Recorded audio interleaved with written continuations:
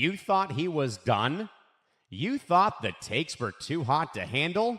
You better think again. He's back with even more scorching opinions, more controversial predictions, and the kind of truth bombs that only Zain Bando can deliver. If you missed the first round, prepare yourself. This is the follow-up you've been waiting for. It's time for Zan Zinger Part 2, another certified hit from the Empty the Bench Network. Here's your host, Zain Bando.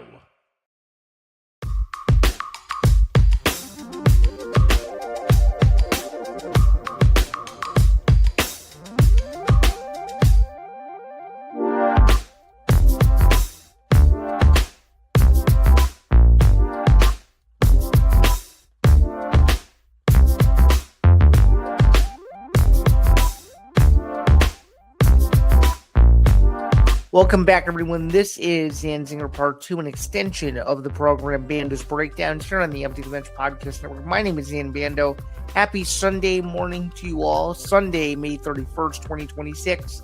Hope you all are doing fantastic, and thank you so much for tuning in across all of our different social platforms, both on X and on YouTube. It's greatly appreciated, as always.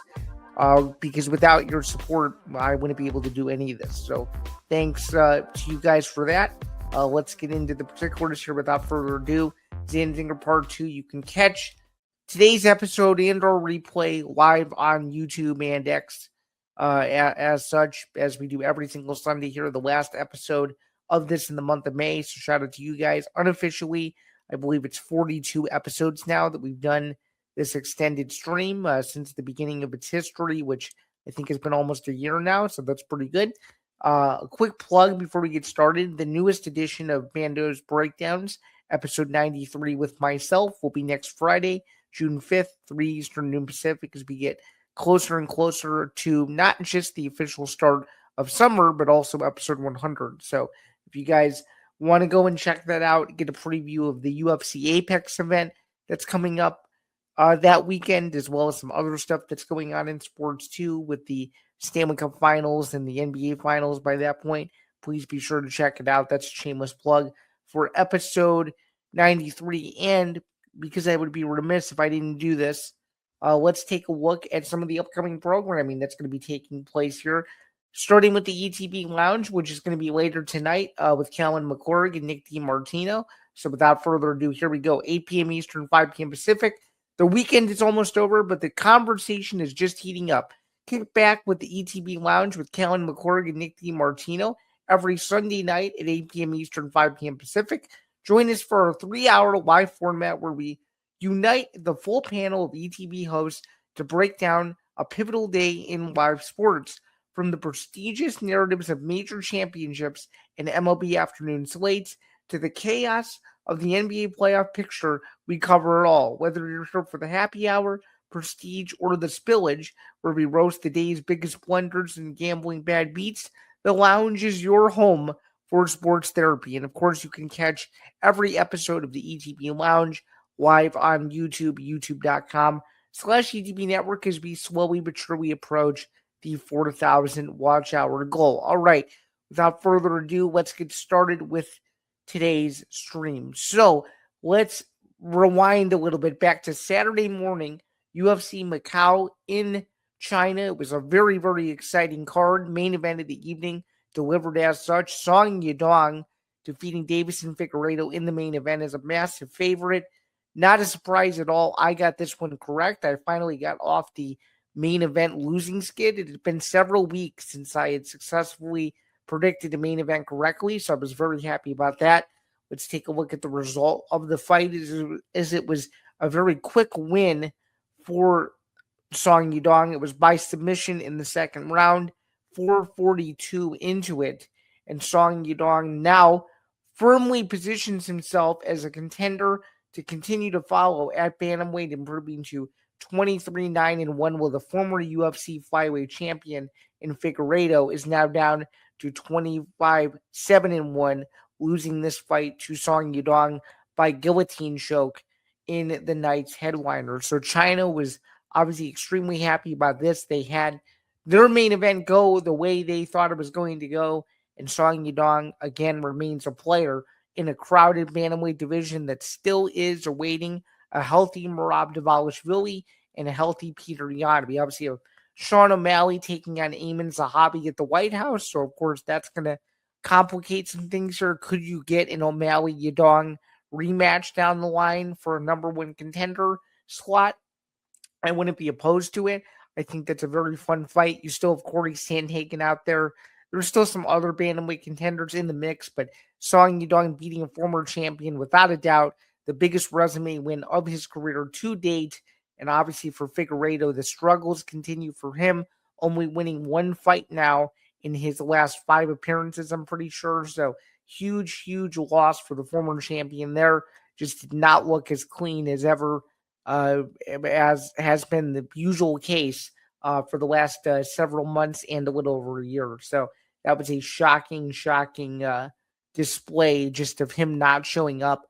Once again, very, very surprising stuff from Figueiredo. Looking over at the co-main event, Alonzo Menifield's stunning upset, knocking out Minion Zhang with a left hook in the first round, 4 minutes and 15 seconds in. Zhang had been a knockout machine to this point, and Menifield for sure stole the show there and spoiled the party for the Macau fans who were left dead silent. Looking at some other results as well, in the Battle of the Heavyweights, there's 2 other fights I want to go over. This is one of them. Battle of the Heavyweights, Sergey Pavlovich remains in the mix at heavyweight, needing only 39 seconds to knock out the always durable Taliesin Teixeira. It's now Teixeira's second loss of his career. His other loss, of course, was to Derek Lewis about a year or so ago. Pavlovich, just an absolute beast, and he puts himself in prime position to see what happens after Cyril Gane and Alex Pereira finally fight at UFC Freedom 250. And then, of course, Kaya Sakura making short work of Cameron Smotherman, now up a weight class at bantamweight. He finds himself a fixture in that division now, a left hook TKO overall for Asakura to get back in the win column and to give himself some confidence after losing to Alexandre Pantoja, struggling a year ago, and now coming back and getting a huge win against a guy in Smotherman that had a lot of weight cutting issues, not going into this fight, but going into his previous fight, and people weren't sure how he was going to fare there as well. But overall, the impressive win for Asakura. Overall, for the card, we actually did really well in this card. We went 10-2-1 for the card. It's one of our better records in a long time. So now that puts us at a nice cushion. We're now 126, 88-4. We were heading into this event with 116 wins. So we're feeling really good going into the month of June. We actually improved our main event record. So now we're only 3 fights below 500. So hopefully we can get to 500 or so by mid-June. And then by the time the McGregor versus Holloway UFC numbered event happens, UFC 329 July 11th, which everybody's up in arms about for several reasons. Hopefully by then we will be at a better clip when it comes to records and all of that good stuff. Moving over and transitioning over from the octagon to the hardwood and the ice, the Stanley Cup final has been set. It is the Vegas Golden Knights taking on, of course, the Carolina Hurricanes. The Hurricanes outlasting their series with the Canadians. And then, of course, over on the Western Conference side, Vegas making easy work of the Colorado Avalanche to set up the Stanley Cup final.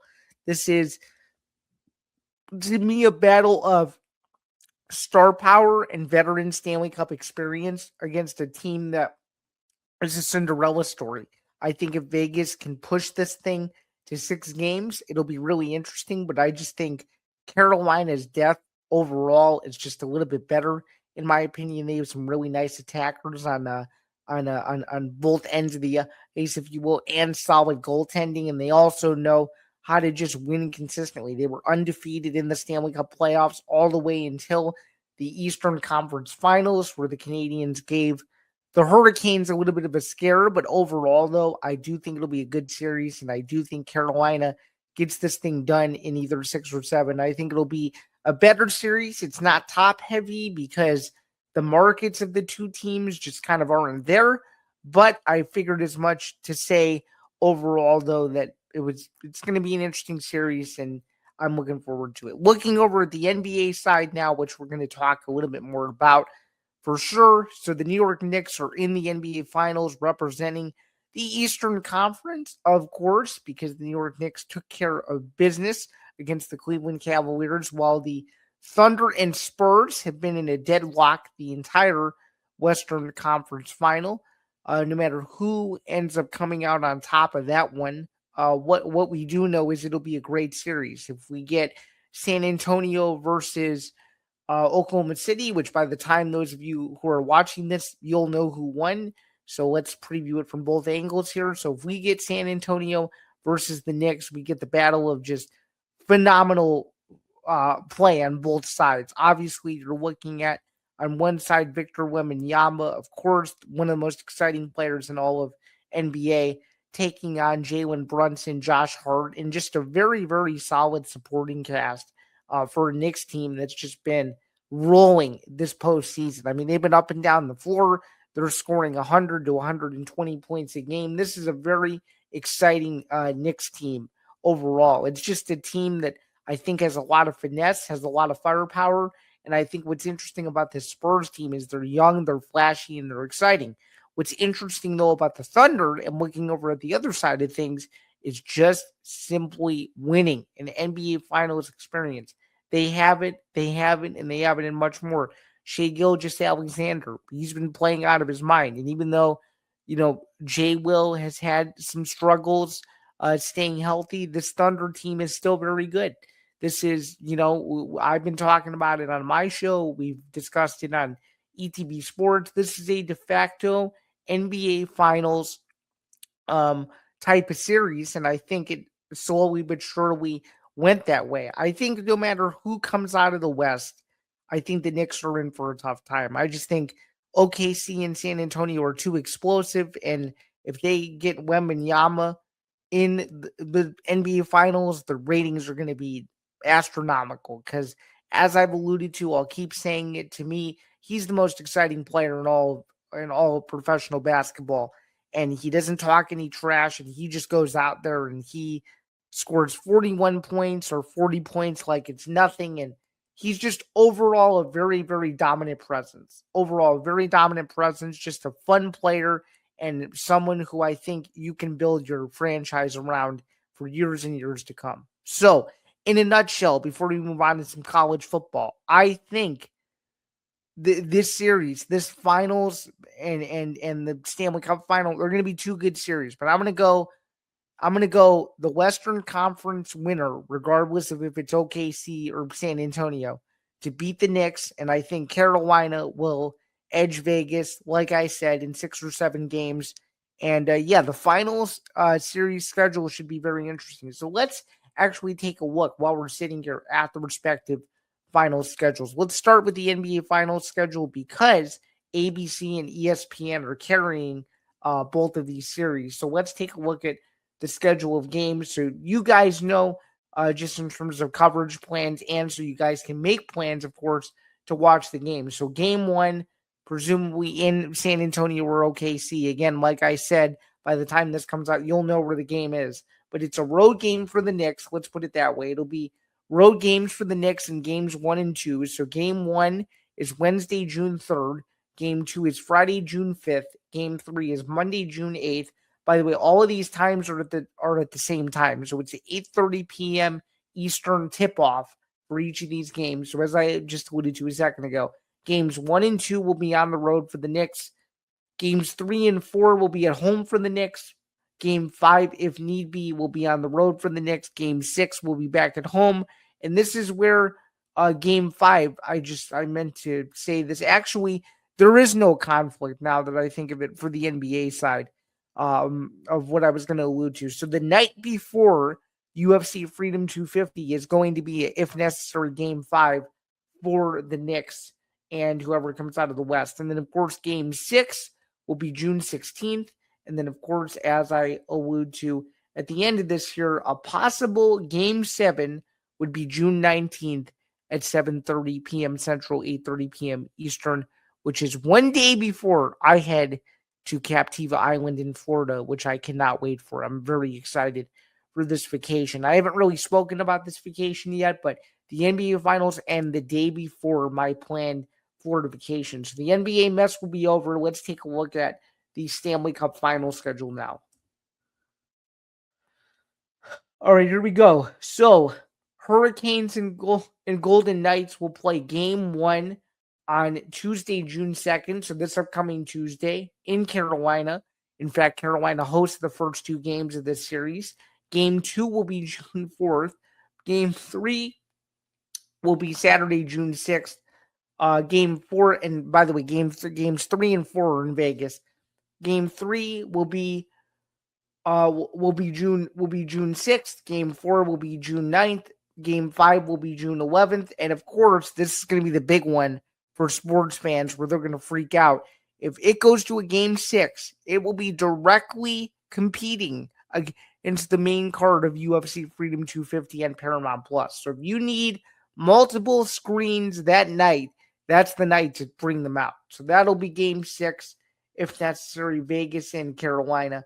And then it would be game 7, if we get there, would be June 17th, 8 p.m. Eastern, puck drop in Carolina. Those are the 2 schedules. And again, ABC has the NBA Finals and ESPN will have the Stanley Cup Finals. So that's how that's going to work, as both networks will be airing both series, although they're under, of course, the same parent company of Disney. All right, final topic for the final 15 minutes. And in fact, this works out very, very perfectly, in fact, because it's going to take about 15 minutes to discuss. So CBS Sports put out the toughest schedules for this college football offseason. Brad Crawford put it out. It's a very well-informed article. We're going to go through some of the teams. In fact, I did a story on this the other day for Ohio State on Sports Illustrated. If you haven't checked it out, you should. It's a very, very comprehensive opinion piece. My opinion on what Crawford wrote about Ohio State and whether I thought he was right or wrong. So let's take a look at what Crawford wrote. So here we go.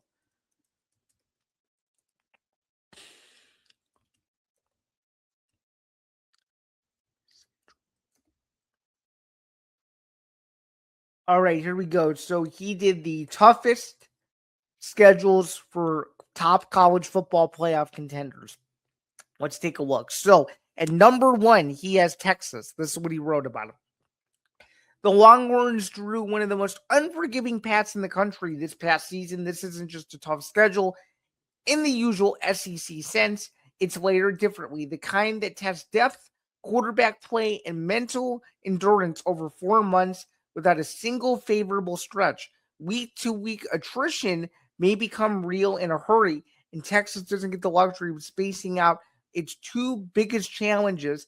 After the showdown with Ohio State in week 2, Texas goes to Tennessee, and then, of course, in week 4, it'll play Oklahoma on October 10th, and has 3 straight home games with Florida, Ole Miss, and Mississippi State before the November gauntlet begins away from Austin, which includes weekends in Baton Rouge and College Station. And you already know that the one in Baton Rouge with Lane Kiffin is going to be something else that night in late November. So Texas is number 1 in CBS's post-spring top 25. Texas will play 8 of those opponents. Then he has number 2. He has Oklahoma at number 2, Ohio State at number 3 with the 3rd toughest schedule. Ohio State's arch rival, Michigan, which is very interesting. So Michigan under Kyle Whittingham, it'll be his first season. Michigan plays 6 opponents in Crawford's post-spring top 25. This is what he wrote about them. There's nothing forgiving about Kyle Whittingham when he will face in his first season. The schedule built to test a playoff caliber roster that already means navigating the weekly Big Ten grind. But Michigan's slate goes a step further with its combination of lead opponents and difficult timing. Start at the back end with the annual showdown against Ohio State that will end the season. A rivalry that rarely needs extra stakes, but almost certainly carries them anyway. What he means by that is usually the winner goes to the Big Ten championship in subsequent years. Sometimes it means the winner goes to the CFP and the loser's out. So there's a lot of stakes almost on a yearly basis. And there were even bigger stakes last year. Ohio State went into Ann Arbor, won the game 27-9 to clinch a berth in the Big Ten championship, where it would ultimately lose to the eventual national champion Indiana Hoosiers just before losing in the CFP to the eventual national title runner-up Miami Hurricanes. Anyway, that was some side commentary. Then later in matchups against other conference heavyweights like Indiana and Oregon, who bring different styles and physical challenges. There's no stylistic breather anywhere on the Wolverine schedule. They at least get the benefit of opening the season with 4 straight home games, including Oklahoma. And finally, looking over at some of the other ones, USC is at number 8. Lincoln Riley will demand playoff-level execution from the jump this season. Now fully embedded in the Big Ten after 2 years, USC has finally adjusted to the conference's weekly brand of physicality, and the adjustment to the grind should pay off this fall. The travel factor is never going away. Crossing multiple time zones for road games adds another layer of difficulty. And he goes on to say opponents like Penn State, Indiana, Washington, and Ohio State could very easily trip up the Trojans. And then looking down the list of some other opponents or other teams that he has, Oregon at number 11 and Indiana at number 12. So those are his rankings from an overall standpoint for the most part. So that's going to do it, though, for another edition of Zain Zinger Part 2. Before we get out of here, just a few quick reminders. Zain Zinger Part 2, you can catch Sunday's episode and or replay live on YouTube right now or on X after the fact. They're all archived on the various social media channels that are all across the ecosystem of the ETB network, including my own YouTube channel as well. So just something to bear in mind there with that. Super, super easy to access. You can just go over to the live section of ETB network. It'll be there. And then I also have a curated playlist on my own YouTube channel that houses all of these episodes in order from the very beginning of the stream's history until now. Again, unofficially, this would be the 42nd edition of that. So please stay tuned for those replays as well. And then finally, before we get out of here as well, I wanted to address very briefly, I had an error this past week. It wasn't on my show, but it was on ETP Sports. I figured I'd address it right away. I was trying to make a comparison with Kirk Cousins, and I think it was a quarterback discussion. I now can't remember, and I misread the year. I had a different year when the Vikings played the Eagles. It was actually 2017, which is the year that New England played the Eagles. And of course, the Philly special happened and the Eagles won. So I had my years off there. So I apologize for that. Hopefully that helps, though, from an overall standpoint. All right, just a few other reminders before we get out of here. Once again, episode 93. This upcoming Friday, June 5th, 3 Eastern, noon Pacific, would be greatly appreciated if you guys checked out the show. It'll be a big show this week, just to kind of briefly preview what we're going to be doing. We will recap in full further. We will recap UFC Macau. We will also preview the UFC Vegas event that's coming up. And we're also going to preview some other stuff. And what's exciting about this show, too, is that it is the week before the UFC Freedom 250 White House event. So I'm very excited about that. We'll go into a little bit more of a logistical conversation about what the White House event may look like. Who knows? I may have some more press releases that I don't even know about yet that will go deeper into what the event will actually look like. So I'm very excited to see how that all will play out. Very, very, very much looking forward to seeing how the broadcast will go off on TV as well. And without further ado, let's do some more reads if we can. We have a few extra minutes. Let's plug some other shows while we're at it, and we'll get out of here. Thanks again for your guys' patience. Again, this is an extension of Bando's Breakdowns. Bando's Breakdowns is the flagship show that I host every single week on the ETB network. And I haven't really teased this yet, but it will be going to a live format beginning with episode 100. I don't quite know when episode 100 will air, but very much looking forward to seeing how this live format plays out. You'll still get audio. We're still figuring out how we're going to do all that with the live format perspective. But I know that a bunch of you guys are RSS listeners out there, so I want to make sure that that is always accounted for. You can listen to Bando's Breakdowns wherever you get your podcasts. And of course, my name is Zain Bando. I'm a sports journalist and an ETP Network co-host. You can check my workouts several places. Sporting News, Field Level Media, on Sports Illustrated, and many other places across the ecosystem of the internet, if you will. And I'm working on building a new portfolio website, which is in production right now. We're in the way too early stages. We'll probably end up launching that site, I would say, and this is for my personal usage of people pitching me and stuff like that. We'll probably launch it sometime before UFC 329. So have it ready probably after the 4th of July would be my guess, because it's going to take part of June to get it all squared away. So just a little plug. I haven't really publicly spoken about the website or anything as of yet, but I figured I would bring it up. There's going to be a new way to find me, and it's more than likely going to be just my first and last name and .com. So it'll be really easy to get in touch with me and pitch me stories and interviews and stuff like that. So it should be really fun, and it should be a little bit more of an innovative way to contact me, as I try to be the most accessible that I possibly can, given the profession that I'm in. I think it's very important just to talk to people and to know as many people as possible.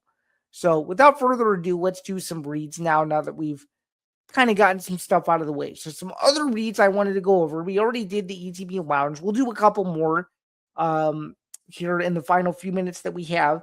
Let's do the Monday read for my good friend Tom Albano, my former co-host of the MMA Outsiders, with his new show, Fight IQ with Tom Albano. You may have heard him last night do Fight IQ, The Puncher's Chance, previewing UFC Macau, because UFC Macau was an early card. So shout out to Tom for taking care of that. Step into the cage every Monday night with Tom Albano. Fight IQ breaks down the world of combat sports with the precision of a championship game plan.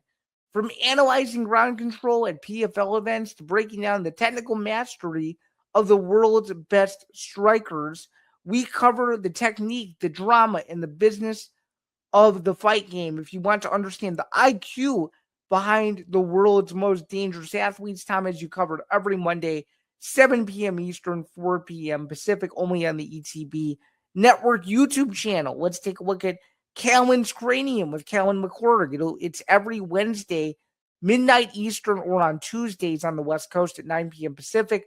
When the lights go down, the deep dives begin. Join Callan McClurg for Callan's Cranium, airing Wednesdays at midnight Eastern, 9 p.m. Pacific on Tuesday nights. This is a late night journey into the psychology, the strategy, and the fascinating oddities of the sports world. We explore the angles others miss and the stories that define the mental side of competition. If you're looking for a perspective that stays with you long after the final whistle, go inside the cranium every single week. And of course, I would be remiss if I did not plug this as well, which is my show, ETB with Nick Morganson and myself, ETB Sports. We are going to be live for the first time ever in the show's history moving forward, and it'll be shifting over to Wednesdays at 6 p.m. Eastern. Well, that was the old pre-recorded day. It's going to be Mondays now. It'll be Mondays earlier in the afternoon, more than likely noon Eastern. Anyway, it's a flagship that started it all. Join Nick Morganson and Zain Bando at Empty the Bench every Wednesday, 6 p.m. Eastern, 3 p.m. Pacific. That was the OG time.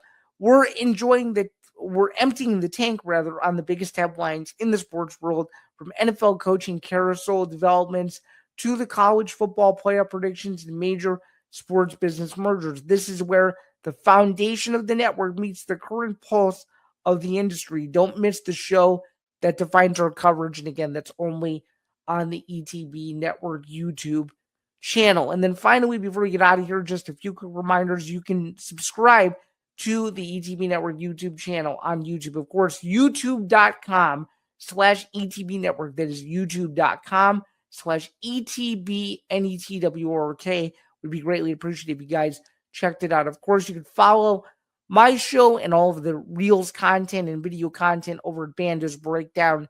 That's where all these show archives live from a clip standpoint. Would be greatly appreciated if you checked all of that out as such, and so much more.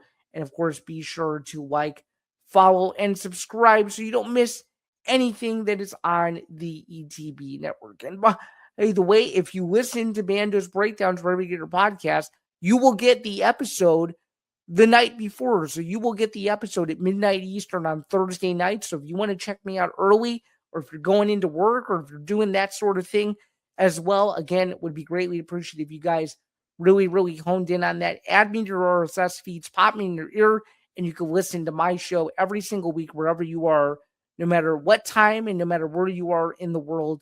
It's super easy to do. You can find me on Spotify, Acast, Apple Podcasts, and so much more. All right, everyone. So that's going to finally do it for Zain Zinger Part 2 for this weekend, May 31st, 2026. My name is Zain Bando. For everybody here at the ETB Network, thank you so much once again for tuning into this very exciting stream. We talked about a lot: UFC Macau, the NBA, and Stanley Cup Final, and of course, college football, because who doesn't love the under 100-day countdown to college football at large? Looking forward to late August and early September, as I'm sure all of you are. With that said, though, I'm Zain Bando, your host. Have a great rest of your weekend. Enjoy the really warm weather, depending on where you're at, and we will see you guys very soon. Cheers, everyone. Thanks.